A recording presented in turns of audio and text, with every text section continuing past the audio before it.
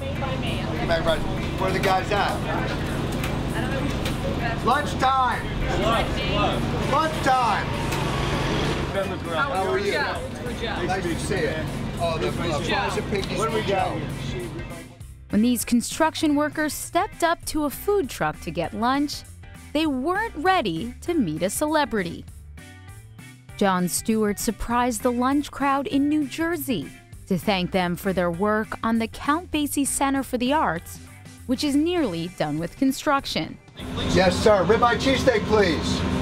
There's a man who knows what he wants. Comes right out, he nails it.